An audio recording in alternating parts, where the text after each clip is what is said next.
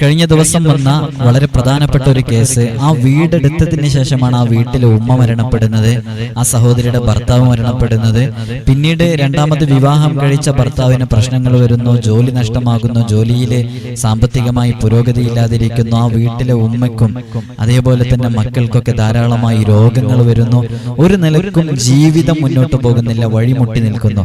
അങ്ങനെയാണ് അവർ ആരുടെയൊക്കെ അടുക്കൽ പോയപ്പോൾ അവിടുന്ന് അവരോട് പറയുന്നു, വീടിന്റെ പറമ്പിന്റെ ഏതോ ഭാഗത്ത് ശൈത്വാനിന്റെ പിശാചിന്റെ വിശറുണ്ട്. ചില ആളുകൾ വന്നിട്ട് പറയുന്നു, ഒരു ശവമടക്കിയ പറമ്പായതുകൊണ്ട് തന്നെ ഇതിനൊരു പ്രയാസം ഉണ്ടാകും, അതുകൊണ്ട് നിങ്ങളിത് വളരെ പെട്ടെന്ന് വിൽക്കുകയാണ് ഏറ്റവും നല്ലതെന്ന് പറയുന്നു. അങ്ങനെയാണ് അവർ നമ്മോട് കോണ്ടാക്ട് ചെയ്യുന്നത്. അപ്പോൾ നമ്മളതിന് അതിൻ്റെതായ രൂപങ്ങളൊക്കെ അവർക്ക് പറഞ്ഞു മനസ്സിലാക്കി കൊടുത്തിട്ടുണ്ട്. ഞാൻ ഈ വീഡിയോയിൽ പറയുന്നത് ഇത്തരം വിഷയങ്ങൾ ഒരു പക്ഷേ എൻ്റെ ശബ്ദം കേൾക്കുന്ന നിങ്ങളിൽ പലരും അഭിമുഖീകരിച്ചിട്ടുണ്ടാകാം. ഈ വിഷയത്തെ എങ്ങനെ തരണം ചെയ്യാമെന്നുള്ളതും ഇതുപോലെ പൈശാചികമായ ശർറുള്ള പിശാചിന്റെ വളരെയധികം ബുദ്ധിമുട്ടുള്ള ഒരാളും ഒരു നിലക്കും ആ വീടും പറമ്പും എടുക്കൂല എന്ന് പറഞ്ഞ ഒരു വീട്ടിലാണ് ഞാൻ താമസിച്ചിട്ടുണ്ടായിരുന്നത്. അത് ഏകദേശം ഒരു 36 സെന്റോളമുള്ള ഒരു വലിയ പറമ്പും അതിലുള്ള ഒരു വീടും. ഒരു ആളും ആ വീട് വാങ്ങിക്കുന്നില്ല, അതിൽ താമസിക്കുന്നില്ല. അങ്ങനെയാണ് ഞങ്ങൾ ആ വീട് വാങ്ങിക്കുന്നത്. ഞങ്ങൾ ആ വീട് വാങ്ങിച്ച് അതിലേകദേശം ഒരു 10 വർഷത്തിനുള്ളിൽ ആ വീട്ടിൽ ഞങ്ങൾ താമസിക്കുകയും ഞങ്ങൾക്ക് ആ വീട്ടിൽ അത്രയും ആളുകളെ ഒരു നിലക്കും അതിൽ താമസിക്കാൻ കഴിയൂല, പിശാചിന്റെയും ശൈത്വാനിന്റെയും ഷർറുകൾ ഉണ്ടാകും എന്ന് പറഞ്ഞ് നാട്ടുകാർ മുഴുവനും അയൽവാസികളൊക്കെ പറഞ്ഞ വീട്ടില് ഒരു പിശാചിന്റെ ശല്യവും ശൈത്വാനിന്റെ ബുദ്ധിമുട്ടും ഇല്ലാതെ ഞങ്ങളൊക്കെ താമസിച്ചപ്പോൾ ഒരു പ്രയാസവുമില്ലാതെ താമസിക്കാൻ കാരണമായ ചില വിഷയങ്ങളൊക്കെയാണ് ഈ വീഡിയോയിൽ പറയുന്നത്. അതോടുകൂടെ തന്നെ ഇതുമായി ബന്ധപ്പെട്ട ചില തെറ്റിദ്ധാരണകളുണ്ട്. ആ തെറ്റിദ്ധാരണകൾ നീക്കാൻ വേണ്ടിയിട്ട് നിങ്ങൾക്ക് ഈ വീഡിയോ ഉപയോഗപ്പെടുത്താം. അല്ലാഹു സുബ്ഹാനഹു വ തആല കാര്യങ്ങൾ കൃത്യമായി പഠിക്കാനുള്ള തൗഫീഖ് നമുക്കൊക്കെ നൽകി അനുഗ്രഹിക്കുമാറാകട്ടെ. എല്ലാവരോടും ഓർമ്മപ്പെടുത്താനുള്ളത്, കഴിഞ്ഞ 1-2 ദിവസങ്ങളിലായിട്ട് സിഹറുമായി ബന്ധപ്പെട്ട വിഷയം, വീടും പറമ്പും വിൽക്കുന്നതുമായി ബന്ധപ്പെട്ട വിഷയം, വിവാഹം ശരിയാകുന്നതുമായി ബന്ധപ്പെട്ട വിഷയം, അതേപോലെ തന്നെ ബുദ്ധിശക്തി, ഒരു കുട്ടിക്ക് നല്ല ഓർമ്മശക്തി ഉണ്ടാകാനുള്ള വിഷയം, പ്രത്യേകിച്ച് സിഹറുമായി ബന്ധപ്പെട്ട ഒരുപാട് ആളുകൾ ഫോൺ ചെയ്യുകയൊക്കെ ചെയ്യുന്നുണ്ട്. അവരോടൊക്കെ നമ്മൾ എപ്പോഴും ഓർമ്മപ്പെടുത്താറുള്ളത്, നിങ്ങൾ ഈ കാണുന്ന നമ്പറിൽ കോണ്ടാക്ട് ചെയ്ത് സമയമെടുത്തതിന് ശേഷം നിങ്ങൾക്കൊരു സമയം നൽകും. ഈ നമ്പറിൽ കോണ്ടാക്ട് ചെയ്യുമ്പോൾ ഏത് പ്രശ്നങ്ങളും നിങ്ങൾക്ക് പറയാം. പക്ഷെ നിങ്ങൾ വാട്സപ്പ് വഴി സമയം അപ്പോയിന്റ്മെന്റ് എടുത്തതിന് ശേഷം ആ ഒരു സമയത്ത് നിങ്ങളോട് വിളിക്കാൻ വേണ്ടി പറയും. ആ സമയത്ത് മാത്രമാണ് ഇൻഷാ അല്ലാഹ് നിങ്ങൾ ഇത്തരം വിഷയങ്ങൾക്ക് വേണ്ടിയിട്ട് കോണ്ടാക്ട് ചെയ്യേണ്ടതെന്ന് ഓർമ്മപ്പെടുത്തുകയാണ്. നിങ്ങൾ വിളിക്കുന്ന പല സമയങ്ങളും മറ്റുള്ളവർക്ക് വേണ്ടി നാം അവരുടെ വിഷയങ്ങൾ പരിഹരിക്കാൻ വേണ്ടി അവർക്ക് കൊടുത്ത സമയങ്ങളാണ് നിങ്ങൾ നഷ്ടപ്പെടുത്തുന്നത്. അതുകൊണ്ട് ഒരു സമയമെടുത്ത് വാട്സപ്പിലൂടെ പ്രത്യേകം എഴുതി ചോദിച്ച് ഒരു സമയമെടുത്ത് ആ സമയത്ത് മാത്രം ഇൻഷാ അല്ലാഹ് നിങ്ങൾ ഫോൺ വിളിക്കുക. നേരിട്ട് വരേണ്ട കേസുകളൊക്കെ നമ്മൾ പ്രത്യേകം അറിയിക്കും. അപ്പോൾ നേരിട്ട് വരാം. പലരും ആദ്യം തന്നെ ചോദിക്കുന്നത് നേരിട്ട് വരട്ടെ എന്നുള്ളതാണ്. നേരിട്ട് വരേണ്ടാത്ത ആവശ്യങ്ങളാണ് അധികവും. നിങ്ങൾ പലതും ഇവിടെ നിന്ന് പറഞ്ഞതുപോലെ ചെയ്താൽ ശരിയാകുന്നതാണ്. പിന്നെ ചില ഗൗരവമുള്ള വിഷയങ്ങൾ, പഴക്കമുള്ള സിഹർ, അതേപോലെ തന്നെ ഒരിക്കലും നേരിട്ട് വന്നാലല്ലാതെ ആ ഒരു പേഷ്യന്റിന്റെ, ആ രോഗിയുടെ വിഷയങ്ങൾ നമുക്ക് മനസ്സിലാകൂല. അത്തരം വിഷയങ്ങളാണ് നമ്മൾ നേരിട്ട് വരാൻ വേണ്ടി പറയുക. അപ്പൊ അത്തരം വിഷയങ്ങളിൽ മാത്രമാണ് നിങ്ങൾ എന്ത് ചെയ്യേണ്ടത്, നേരിട്ട് വരേണ്ടത്. അപ്പൊ ഇൻഷാ അല്ലാഹ് നിങ്ങൾ ഈ കാണുന്ന നമ്പറിൽ കോണ്ടാക്ട് ചെയ്ത് വാട്സപ്പിൽ മെസ്സേജ് അയച്ച് സമയം അറിയിച്ച് ആ സമയത്ത് നിങ്ങൾ ഫോൺ വിളിക്കുമ്പോൾ അത് നമുക്ക് കാര്യങ്ങൾ സുഗമമായി മുന്നോട്ട് കൊണ്ടുപോകാൻ സാധിക്കും. അല്ലാഹു തൗഫീഖ് നൽകട്ടെ. ആദ്യമായിട്ട് ഓർമ്മപ്പെടുത്തുന്നത്, പല ആളുകളും വിളിച്ച് പറയുന്ന വളരെ പ്രധാനപ്പെട്ട ഒരു വിഷയമാണ്, ഉസ്താദേ ഞങ്ങളുടെ വീട്ടില് ശവമടക്കിയിട്ടുണ്ട് എന്നാണ് പലരും പറയുന്നത്. അതുപോലെ തന്നെ നിധിയുണ്ട്, ആ നിധിയുമായി ബന്ധപ്പെട്ട പിശാചുകളുടെ സഞ്ചാരങ്ങൾ ഭൂമിക്കടിയിലൂടെ നടക്കുന്നുണ്ട്, അതുകൊണ്ട് ഞങ്ങളുടെ വീട്ടിൽ പ്രയാസങ്ങളുണ്ട്, ഉസ്താദ് ഇതൊന്ന് ശരിയാക്കി തരണമെന്നൊക്കെ പല അന്ധവിശ്വാസങ്ങളും അനാചാരങ്ങളൊക്കെ വെറുതെ ആവശ്യമില്ലാത്ത കാര്യങ്ങൾ ചിന്തിച്ചിട്ട് പലരും വിളിക്കുന്നുണ്ട്. അവർക്കൊക്കെ നമുക്ക് കഴിയാവുന്ന രൂപത്തിൽ നാം അവർക്ക് കാര്യങ്ങൾ മനസ്സിലാക്കി കൊടുക്കുന്നുണ്ട്. ഈ ശവമടക്കിയ വീടുകൾ, ഇത്തരം വീടുകൾ നമ്മൾ ചെയ്യേണ്ടത് എന്താണെന്ന് ചോദിച്ചാൽ, നമുക്കങ്ങനെ ഉറപ്പുള്ളൊരു വീടാണ് എന്ന് സങ്കല്പിക്കുക. ഒരു വീട്ടിൽ അങ്ങനെ ശവമടക്കിയിട്ടുണ്ട് എന്ന് ഉറപ്പുള്ള വീട്, അത് ഏത് ശവമാവട്ടെ, ഉറപ്പുള്ള വീടാണെങ്കിൽ അതിന് പോം വഴികളുണ്ട്. അതപ്പോഴേക്ക് വിറ്റ് പോകുകയല്ല വേണ്ടത്. അതപ്പോഴേക്ക് വിൽക്കാൻ വേണ്ടി തീരുമാനിക്കുകയാണെങ്കിൽ ആ വിറ്റ് പോകുന്ന സമയത്ത് അത് എടുക്കുന്ന ആളുകൾക്കും ആ പ്രയാസങ്ങൾ വരൂലേ? നമ്മൾ അറിഞ്ഞുകൊണ്ട് ഒരാളെ അത്തരം വിഷയങ്ങളിലേക്ക് എത്തിക്കണോ? അപ്പൊ അത്തരം പ്രയാസങ്ങൾ ഉണ്ട് എന്നുണ്ടെങ്കിൽ ആ പ്രയാസങ്ങൾ മാറ്റാനുള്ള വഴികളുണ്ട്. ആ വഴികളിലേക്കാണ് നീങ്ങുന്നത്. ആ വഴികളിലേക്ക് എത്തിയാൽ പിന്നെ പ്രയാസങ്ങൾ ഉണ്ടാവില്ല. അതിന് ഞാൻ തെളിവാണ്.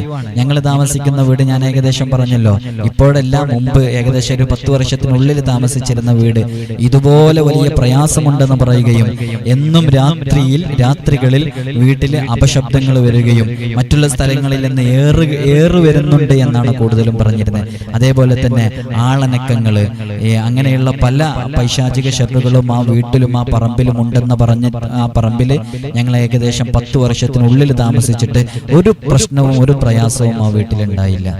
അപ്പോ അതിന് ചെയ്യേണ്ട ചില മാർഗങ്ങളൊക്കെ ഇതിൽ പറയുന്നുണ്ട്. അപ്പൊ ശവമടക്കിയ വീട് എന്ന് പറയുന്ന അത് നമ്മൾ ആദ്യമായിട്ടൊരു വീട് എടുക്കുകയാണെങ്കിൽ നല്ലോണം ശ്രദ്ധിക്കണം. അത്തരം ഷെറുകളുള്ള വീടുകളാണോ എന്ന് നോക്കണം. അതെങ്ങനെ നോക്കി മനസ്സിലാക്കാൻ പറ്റും?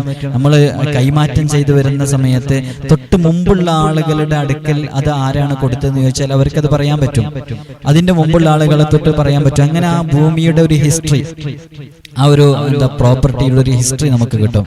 അങ്ങനെ ഒരു ഹിസ്റ്ററി കിട്ടിക്കഴിഞ്ഞാൽ നമുക്ക് അത് ഏകദേശം ആ ഭൂമി എത്രത്തോളം നല്ല ഭൂമിയാണ്, എങ്ങനെയാണ് അതിന്റെ കിടപ്പ്, ആരൊക്കെയാണ് അതിൽ താമസിച്ചിരുന്നത്, ഏത് രൂപത്തിലാണ് അവരുടെ ജീവിതശൈലി എന്നെല്ലാം മനസ്സിലാക്കാൻ സാധിക്കും.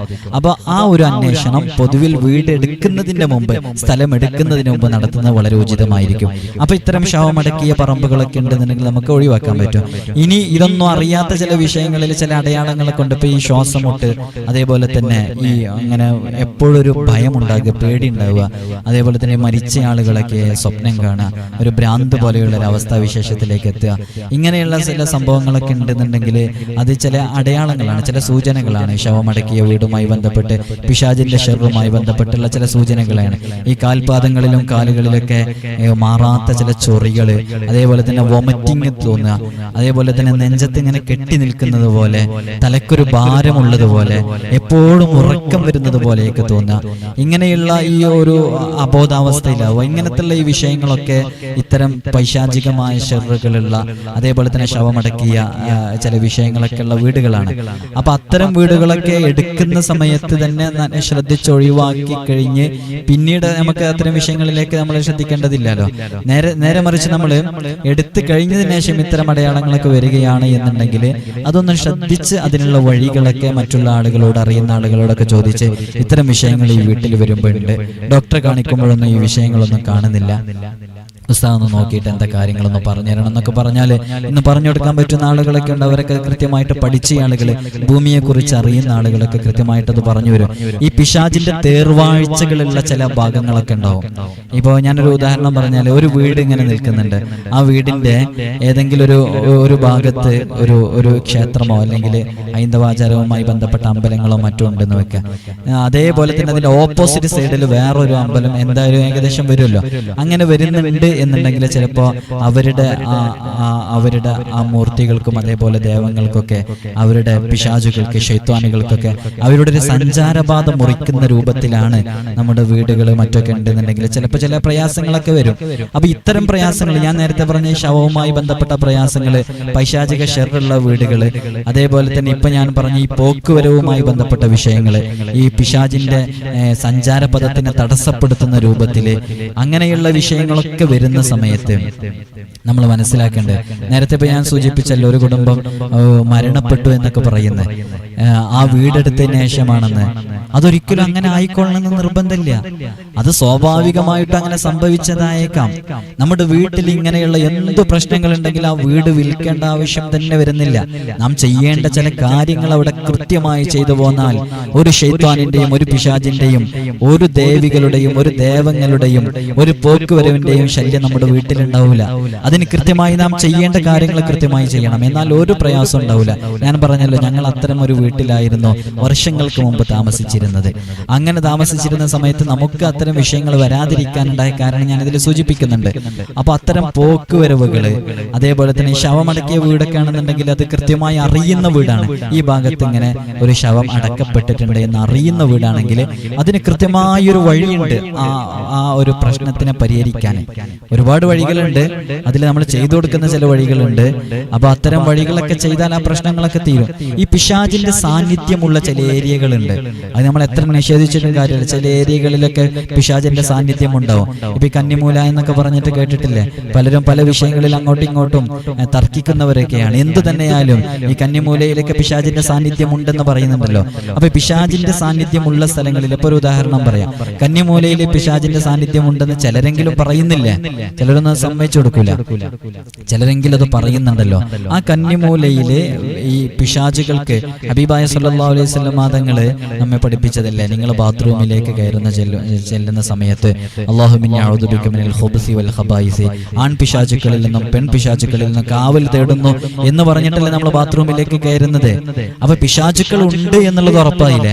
ആ പിശാചുക്കളുടെ സാന്നിധ്യം ഉണ്ടാകല് മ്ലേച്ഛമായ വസ്തുക്കളിലാണെന്ന് ഉറപ്പായില്ലേ? കാരണം അതുകൊണ്ടാണല്ലോ ബാത്റൂമിലേക്ക് കയറുമ്പോൾ അങ്ങനെ ചെല്ലാൻ വേണ്ടി നിർദ്ദേശിച്ചത്. അപ്പൊ നമ്മുടെ ഈ കന്നിമൂലയിലൊക്കെ പിശാചിന്റെ സാന്നിധ്യം ഉണ്ട് എന്ന് ചില ആളുകളൊക്കെ വിശ്വസിക്കുന്നുണ്ട് എങ്കിൽ, ചില മതവിഭാഗങ്ങളൊക്കെ വിശ്വസിക്കുന്നുണ്ട് എങ്കിൽ, അവിടെ പിശാചിന്റെ സാന്നിധ്യം ഉണ്ടെങ്കിൽ അവിടെ നാം ബാത്റൂം വെച്ച് കഴിഞ്ഞാൽ, സ്വാഭാവികമായിട്ട് ഞാൻ നിങ്ങളോട് ചോദിക്കണം, അവിടെ ബാത്റൂം വെച്ച് കഴിഞ്ഞാൽ അത്തരം മ്ലേച്ഛമായ വസ്തുക്കളുള്ള ആ ഭാഗത്താണ് ഈ കന്നിമൂല വരുന്നത് എന്നുണ്ടെങ്കിൽ അവിടെ ശൈത്വാനിന്റെ ആവാസ കേന്ദ്രമായി മാറൂലേ? സ്വാഭാവികമായൊരു സംശയമാണ്. അപ്പൊ അത്തരം മാറാൻ സാധ്യതയുണ്ട്. അതിന്റെ മറുപടിയാണ് പറയുന്നത്, മാറാൻ സാധ്യതയുണ്ട്. അപ്പൊ അത്തരം ഭാഗങ്ങളൊക്കെ നല്ല ശുദ്ധമായ രൂപത്തിലേക്ക് മാറ്റിവെക്കണം, അല്ലെങ്കിൽ അവിടെ പിശാചിന്റെ സാന്നിധ്യം ഉണ്ടാകും. അപ്പൊ ഇത്തരം വിഷയങ്ങളൊക്കെ നല്ലോണം ശ്രദ്ധിക്കണം. ഇങ്ങനെ ശ്രദ്ധിച്ച് കാര്യങ്ങൾ മുന്നോട്ട് കൊണ്ടുപോയാൽ ഏതു വീടവും സ്വർഗ്ഗതുല്യമാകും, ഏതു വീട്ടിലും പ്രയാസം ഉണ്ടാകില്ല. അപ്പൊ ഇന്നത്തെ ഈ ഒരു വീഡിയോയിൽ നാം പറയുന്നത്, ഏത് രൂപത്തിലുള്ള വീടാണെങ്കിലും, ഇപ്പൊ വീടിന് പ്രയാസമുണ്ടെന്ന് ആരെങ്കിലും വന്ന് പറഞ്ഞു, അതേപോലെ തന്നെ നിങ്ങളുടെ ബാത്റൂം ഇവിടെ നിന്ന് പൊളിച്ചു മാറ്റണം, നിങ്ങളുടെ ഈ വീടിന്റെ സ്ട്രക്ചർ ശരിയായിട്ടില്ല, ഇതിന്റെ ഈ ഭാഗം പൊളിച്ചു മാറ്റണം, ഇങ്ങനെയൊക്കെ പറയുന്ന പല ആളുകളുണ്ട്. ഒരു വീടും നമ്മൾ സാമ്പത്തികമായി ചെലവഴിച്ച് ഫിനാൻഷ്യലി നല്ലോണം എക്സ്പെൻസ് നടത്തിയിട്ട് ഉണ്ടാക്കിയ ഒരു വീടും പൊളിച്ചു മാറ്റരുത്. അത് ഓർമ്മപ്പെടുത്തണം. നിങ്ങൾ എന്ത് പ്രശ്നങ്ങളുണ്ടെങ്കിലും, അത് വീട് പൊളിക്കാതിരിക്കാൻ വേണ്ടി ഞാൻ പറയുന്നത്, നിങ്ങൾ എന്ത് പ്രശ്നങ്ങളുണ്ടെങ്കിലും വീടുമായി ബന്ധപ്പെട്ട വിഷയങ്ങൾക്ക് വിളിച്ചോ, ഒരു നിലക്കും പൊളിച്ചു മാറ്റേണ്ട ആവശ്യമില്ല. അതിനൊക്കെ പല പരിഹാരങ്ങളുണ്ട്. പൊളിച്ചു മാറ്റാൻ തന്നെ എന്തെങ്കിലും ഷെർ ഉണ്ടെന്ന് സമ്മതിച്ചാൽ തന്നെ ആ ഷെറുകളും പിശാചിന്റെയും ശൈത്വാനിന്റെയും ബുദ്ധിമുട്ടുകളെ മാറ്റാനുള്ള വഴികളുണ്ട്. നിങ്ങൾ ഈ നമ്പറിൽ ഞാൻ എന്നെ വിളിച്ചോ എന്ന് പറയാൻ വേണ്ടിയിട്ടല്ല, പൊളിക്കണ്ട എന്ന് പറയാൻ വേണ്ടിയിട്ടാണ് അത്രയും ശക്തമായിട്ട് പറയുന്നത്. ഒരു വീടും നമ്മൾ എത്ര ചോര നീരാക്കിയിട്ട് ഗൾഫുകളിലൊക്കെ പ്രവാസികൾ പോയിട്ട് അങ്ങേയറ്റം കഷ്ടപ്പെട്ട് അവരൊക്കെ ചുട്ടുപൊള്ളുന്ന മണലാരണ്യത്തിൽ പോയിട്ട് അവരെ എത്ര, നമ്മൾ ഈ നാട്ടിൽ ജോലി ചെയ്യുന്നതിനേക്കാട്ടിലും കൂടുതൽ അങ്ങേയറ്റം കഷ്ടപ്പെട്ട് വിയർപ്പ് ഒഴിച്ചുണ്ടാക്കിയ ആ വീട്, നല്ല മനോഹരമായി ഉണ്ടാക്കിയ ആ വീട് പൊളിക്കാൻ വേണ്ടിയിട്ട് പറയേ, അലങ്കോലമാക്കാൻ വേണ്ടി പറയേ, അത് വൃത്തികേടാക്കാൻ വേണ്ടി പറയേ. അതിൻ്റെ ഒന്നും ആവശ്യമില്ല. എന്ത് പ്രശ്നങ്ങളുണ്ടെങ്കിലും അതിന് പരിഹാരമുണ്ട്, അതിന് ചെയ്യേണ്ട ചില വഴികളുണ്ട്. ആ വഴികൾ ചെയ്തിട്ട് നിങ്ങൾ ഒരു 40-60 ഒരു മാസമെങ്കിലും അങ്ങനെ ചെയ്തു നോക്ക്, ചുരുങ്ങിയത്. എന്നാൽ തന്നെ നിങ്ങൾ അനുഭവിക്കുന്ന ആ പ്രശ്നങ്ങൾക്ക് പരിഹാരമാകും. നാം ചെയ്യേണ്ടത് ചെയ്യണ്ടേ. പിന്നെ ഇത്തരം ചില കാര്യങ്ങളൊക്കെ നാം ശ്രദ്ധിക്കണം. സയന്റിഫിക്കലി ചില വിഷയങ്ങളൊക്കെ നമ്മുടെ വീടിന്റെ അകത്തളങ്ങളിലേക്ക്, ഇപ്പൊ ഒരു ഉദാഹരണം പറയാം, നമ്മുടെ വീടിന്റെ അകത്തളത്തിലേക്ക് ഒരു നിലക്കും ഈ സൂര്യപ്രകാശം തട്ടുന്ന രൂപത്തിലല്ല അതിന്റെ സ്ട്രക്ചർ. ഞാനൊരു ഉദാഹരണം പറയണം. ഒരു നിലക്കും നമ്മുടെ ഡൈനിങ് ഹാൾ, കൂടുതലായിട്ട് നാം സമയം ചെലവഴിക്കുന്ന നമ്മുടെ ഡൈനിങ് ഹാൾ പോലെയുള്ള ചില ഭാഗങ്ങളിലേക്ക് ഒരു നിലക്കും സൂര്യപ്രകാശം വരുന്നില്ല. എന്നാൽ ആ വീട്ടിൽ സ്വാഭാവികമായിട്ടും ആരോഗ്യ പ്രശ്നങ്ങൾ ഉണ്ടാകും. അത് നാച്ചുറലി നമുക്ക് കിട്ടേണ്ട ചില ഊർജങ്ങളുണ്ട്. ആ ഊർജങ്ങൾ, എനർജി നമുക്ക് കിട്ടാത്തതുകൊണ്ട് സംഭവിക്കുന്നതാ. അതും പറഞ്ഞ് നമ്മുടെ വീട്ടിൽ അതുണ്ട് ഇതുണ്ടെന്ന് പറഞ്ഞിട്ട് വെറുതെ പ്രയാസപ്പെടേണ്ട ആവശ്യമില്ലല്ലോ. അപ്പൊ ഒരു വീട് കണ്ടാൽ നമുക്ക് തിരിയും. നാം പല വീടുകളും നോക്കാൻ വേണ്ടി പോകുന്ന സമയത്ത് നമുക്കൊക്കെ മനസ്സിലാകുന്ന ചില വിഷയങ്ങളുണ്ട്. ഒരു പ്രശ്നം ഉണ്ടാവില്ല. ഇത്തരം ചില ചെറിയ ചെറിയ വിഷയങ്ങളാണ് ഉണ്ടാവുക. പല ആളുകളും പറമ്പില് നിധിയുണ്ടെന്ന് പറഞ്ഞ് ആ നിധി എടുക്കാൻ വേണ്ടി ശൈത്വാൻ വരുന്ന സമയത്താണ് ഈ പ്രശ്നങ്ങൾ ഉണ്ടാകുന്നത്. അത് ഭൂമിക്കടിയിൽ നിന്ന് ശൈത്വാനുകൾ തമ്മിൽ ഉണ്ടാക്കുന്ന ആ പ്രശ്നങ്ങളുടെ പേരിലാണ് നിങ്ങളുടെ വീട്ടിലുള്ളവർക്ക് രോഗങ്ങൾ ഉണ്ടാകുന്നത് എന്നൊക്കെ പറഞ്ഞ് തെറ്റിദ്ധരിക്കപ്പെടുന്ന എത്രയോ ആളുകളുണ്ട്. പലരും നമ്മെ ഫോൺ വിളിക്കുമ്പോഴാണ് അത്തരം വിഷയങ്ങളൊക്കെ അറിയുന്നത്. ഒരു പ്രയാസവും ഇല്ല. പോക്കുവരവിന്റെ പേരിൽ പ്രയാസപ്പെടുന്ന എത്ര ആളുകളെന്നറിയോ? ഞാൻ ഒരു കാര്യം പറയട്ടെ, ഒരു പോക്ക് വരവ് കൊണ്ടും, ഞാൻ വീട്ടിൽ പ്രയാസങ്ങൾ ഉണ്ടാവില്ല എന്നല്ല പറയുന്നത്, ഒരു പോക്ക് വരവ് കൊണ്ടും അങ്ങനെ നമ്മുടെ ജീവിതം തന്നെ തകർക്കുന്ന രൂപത്തിലുള്ള വലിയ പ്രതിസന്ധികളൊന്നും സംഭവിക്കൂല. ഇനി അങ്ങനെ എന്തെങ്കിലും ഉണ്ടെങ്കിൽ തന്നെ അത് പരിഹരിക്കപ്പെടാനുള്ള മാർഗങ്ങളാണ് ഇതിൽ പറയുന്നത്. വളരെ കൃത്യമായി നിങ്ങൾ മനസ്സിലാക്കുക. ഏത് പിശാചിന്റെയും, ഏത് കൊടിയ ശൈത്താന്റെയും, ഏത് വലിയ ഷെറുകളാണെങ്കിലും അതിനൊക്കെ തട്ടിമാറ്റാനുള്ള വലിയ വഴിയാണ് പ്രിയമുള്ളവരെ ഇബാദത്തുകളിൽ സജീവമാവുക എന്നുള്ളത്. ഞാനിതില് 5 കാര്യങ്ങൾ പറയുന്നുണ്ട്. ഈ 5 കാര്യങ്ങൾ ഏതു വീട്ടിലാണോ കൃത്യമായി നിർവഹിക്കപ്പെടുന്നത് ആ വീട്ടിൽ ഒരു ശൈത്താനിന്റെയും ഒരു പിശാചിന്റെയും ഒരു ബുദ്ധിമുട്ടും ഒരു ഷെറും ഉണ്ടാകൂല എന്ന് 100% ഉറപ്പ് നൽകുകയാണ്. നിങ്ങളിത് ചെയ്തു നോക്കൂ. ഇങ്ങനൊന്നും ചെയ്യാതിരിക്കുമ്പോൾ അവിടെ ശൈത്താനിന്റെ സാന്നിധ്യം ഉണ്ടാവും. നേരത്തെ ഞാൻ പറഞ്ഞില്ലേ, നമ്മൾ ചില വസ്തുതകളൊക്കെ മനസ്സിലാക്കണം. ഞാൻ നേരത്തെ കൃത്യമായി പറഞ്ഞു, കന്നിമൂലയിലെ പിശാചുകള് ശൈത്താനുകളുടെ അവരുടെ ആവാസ കേന്ദ്രമാണ് എന്ന് സങ്കല്പിക്കുക. അങ്ങനെയാണെങ്കിൽ അവരുടെ സാന്നിധ്യം അവിടെ ഉണ്ടെന്ന് സങ്കല്പിക്കാം. എന്നാൽ ആ കന്നിമൂലയിൽ നാം ബാത്റൂമോ അല്ലെങ്കിൽ മ്ലേച്ഛമായ വസ്തുക്കളോ അല്ലെങ്കിൽ കുളിപ്പുരയൊക്കെ വെച്ചാൽ ശൈത്വാനുകൾക്ക് ഒന്നുകൂടെ സജീവമാകാനുള്ള കാരണമാകും. നേരെ മറിച്ച് ആ ഭാഗത്ത് നാം നമ്മുടെ ഇബാദത്ത് ചെയ്യാനുള്ള സ്ഥലങ്ങളാക്കി മാറ്റിയെടുക്കുക. അതേപോലെ തന്നെ നമ്മുടെ മെയിൻ ബെഡ്റൂം അത് ആ ഭാഗത്തേക്ക് ആക്കുക. അതേപോലെ തന്നെ ഇബാദത്തുകൾ ചെയ്യുന്ന ആരാധനകൾ നിർവഹിക്കപ്പെടുന്ന ഒരു ഏരിയ ആയിട്ട് ആ ഏരിയ മാറിയാൽ ഉള്ള ശൈത്വാന്റെ ഷർറങ്ങ് പോവില്ല ചെയ്യുക. അത്തരം ഭാഗങ്ങളിൽ ശൈത്വാൻ ഉണ്ടാവും. അവിടുന്ന് ഒരു വാങ്ങി വിളിക്കുമ്പോഴേക്ക് ശൈത്താൻ പോവില്ലേ ചെയ്യാ. അത് കാര്യങ്ങൾ കൃത്യമായി മനസ്സിലാക്കുക എന്നുള്ളതാണ്. ഏതു പ്രശ്നങ്ങളും പ്രതിസന്ധികളും ഉണ്ടെങ്കിൽ അതൊക്കെ പരിഹരിക്കപ്പെടാൻ കഴിയും ഇത്തരം വിഷയങ്ങൾ ശ്രദ്ധിച്ചാൽ മതി. അപ്പോ നമ്മുടെ വീട്ടിൽ സംഭവിക്കുന്ന സകല പ്രശ്നങ്ങൾക്കും പ്രതിസന്ധികൾക്കും ഈ ശവമടക്കിയ വീടാണെങ്കിലും അതേപോലെ തന്നെ പിശാചിന്റെ ശല്യമുള്ളത്, പോക്ക് വരവുള്ളത്, വീടിന്റെ സ്ട്രക്ചർ, ചില വീടുകളൊക്കെ നല്ലോണം ശ്രദ്ധിക്കണം. വീടിന്റെ സ്ട്രക്ചർ, നമ്മുടെ കണക്കുകളും അതിന്റെ കാര്യങ്ങളൊക്കെ റെഡിയാക്കിയിട്ട് അതിന്റെ സൂര്യപ്രകാശമൊക്കെ ലഭിക്കുന്ന രൂപത്തിലൊക്കെ കൃത്യമായിട്ടാണ് അതിന്റെ ഒരു വീട് ഫസ്റ്റ് ആയിട്ട് എടുക്കുമ്പോൾ നല്ലോണം ശ്രദ്ധിക്കണം. പല ആളുകളും നമുക്ക് പ്ലാൻ അയച്ചിട്ട് ഈ വീടിന് എന്തെങ്കിലും കുഴപ്പമുണ്ടോ, ഇതിന്റെ ബാത്റൂമിന്റെയും അതേപോലെ തന്നെ ബെഡ്റൂമിന്റെയും മാസ്റ്റർ ബെഡ്റൂമിന്റെയും അതേപോലെ കിച്ചണ് തുടങ്ങിയ ഭാഗങ്ങളിലൊക്കെ എന്തെങ്കിലും മാറ്റം വരുത്തണോ, അതൊരു ഫോർമാലിറ്റിക്ക് വേണ്ടിയിട്ടല്ല. അത് ആത്മാർത്ഥമായിട്ട് ചോദിക്കുന്നവരോടൊക്കെ നമ്മൾ അറിയുന്ന രൂപത്തിൽ കാര്യങ്ങളൊക്കെ പറഞ്ഞു കൊടുക്കാറുണ്ട്. ചില ബാത്റൂമുകളൊക്കെ നമ്മൾ മാറ്റിയിട്ട് മറ്റൊരു സ്ഥലത്തേക്ക് റീപ്ലേസ് ചെയ്യാറുണ്ട്. ചില കിച്ചൺ ഏരിയകളൊക്കെ നമ്മൾ മാറ്റിയിട്ട് മറ്റൊരു സ്ഥലത്തേക്ക് റീപ്ലേസ് ചെയ്യാറുണ്ട്. ചിലപ്പോൾ ഈ പടിഞ്ഞാറ് ഭാഗത്തൊക്കെ ചിലപ്പോൾ ചില കിച്ചണൊക്കെ വരും. ആ സമയത്ത് ഈ പടിഞ്ഞാറ് ഭാഗത്തൊക്കെ വരുന്ന സമയത്ത് പല കാരണങ്ങളെ കൊണ്ട് നമ്മളത് മറ്റു ഭാഗങ്ങളിലേക്കൊക്കെ മാറ്റിക്കൊടുത്ത് അതിന്റെ ഉത്തമ സ്ഥാനത്തേക്ക് മാറ്റി കൊടുക്കാറുണ്ട്. ചിലപ്പോൾ ചില കിണറുകളുടെ സ്ഥാനം അവർ കണ്ടെത്തിയ സ്ഥലം വേറൊരു സ്ഥലമായിരിക്കും. അത് നമുക്ക് ഉചിതമല്ല എന്ന് തോന്നുമ്പോൾ നമ്മളത് കൃത്യമായ സ്ഥലത്തേക്ക് റീപ്ലേസ് ചെയ്ത് കൊടുക്കാറുണ്ട്. അത് ചിലതൊക്കെ ഇങ്ങനെ ഫോണിലൂടെ പറഞ്ഞാൽ മനസ്സിലാവില്ല. അത് നേരിട്ട് ആ പ്ലോട്ടിൽ ചെന്ന് ഭൂമിയുടെ ഗമനാഗമനങ്ങൾ മനസ്സിലാക്കി, ഭൂമിയുടെ കിടപ്പ് മനസ്സിലാക്കി, അതിന്റെ ചരിവ് മനസ്സിലാക്കിയിട്ട്, വായുസഞ്ചാരം മനസ്സിലാക്കിയിട്ട്, അവിടുത്തെ ഭൂമിയുടെ ആ ശാസ്ത്രീയമായ രൂപങ്ങളൊക്കെ മനസ്സിലാക്കിയിട്ട് വിലയിരുത്തേണ്ടതാണ്. അപ്പൊ അത്തരം വിഷയങ്ങളൊക്കെ അങ്ങനെയാണ് ചെയ്യാറുള്ളത്. അപ്പൊ ശവമടക്കിയ വീടാണെങ്കിലും ശൈത്വാന്റെ ഷെറുള്ള വീടാണെങ്കിലും പോക്ക് വരവുള്ള വീടാണെങ്കിലും അമ്പലത്തിന്റെ നടകൾ മുറിച്ചുണ്ടാക്കപ്പെട്ട വീടാണെങ്കിലും ഏതു വീടാണെങ്കിലും ചില മരങ്ങളിലൊക്കെ പിശാചുകളുടെ സാന്നിധ്യം ഉണ്ടാവും. എന്റെ ശബ്ദം ഉമ്മമാര് കേൾക്കുന്നവരാണെങ്കിൽ അവർക്കൊക്കെ അറിയാം. ചില മരങ്ങളൊക്കെ പിശാചിന്റെ ശൈത്വാനിന്റെ ഷെറുകളൊക്കെ നല്ലോണം ഉണ്ടാകുന്ന ചില മരങ്ങളൊക്കെ ഉണ്ടാകും. പഴയ കാലങ്ങളിലുള്ള ആളുകൾക്കൊക്കെ അറിയാം. അത്തരം വിഷയങ്ങളൊക്കെയാണെങ്കിലും അതൊക്കെ പരിഹരിക്കപ്പെടാൻ പ്രിയമുള്ളവരെ 5 കാര്യങ്ങൾ നമ്മുടെ വീട്ടിൽ കൃത്യമായി നിർവഹിക്കപ്പെടുക. ഈ 5 കാര്യങ്ങൾ കൃത്യമായി നിർവഹിക്കപ്പെടുന്ന ഒരു വീട്ടിലും ഞാൻ നേരത്തെ പറഞ്ഞ പോലെ ഉറപ്പിച്ച് പറയാണ്, ഒരു കാരണവശാലും പ്രയാസങ്ങൾ ഉണ്ടാകില്ല. അതേത് പ്രയാസങ്ങളെ കൊണ്ടാണെങ്കിലും. നേരത്തെ ഞാൻ പറഞ്ഞ പോലെ ശാസ്ത്രീയമായിട്ടുള്ള ചില വിഷയങ്ങളൊക്കെ ഉണ്ട്. അതൊക്കെ നാം ശ്രദ്ധിക്കണം. നമ്മുടെ വീടിന്റെ അകത്തളങ്ങളിലേക്ക് വായുസഞ്ചാരം വരണം. അതിങ്ങനെ സർക്കുലേറ്റ് ചെയ്യാനുള്ള അവസരങ്ങൾ വേണം.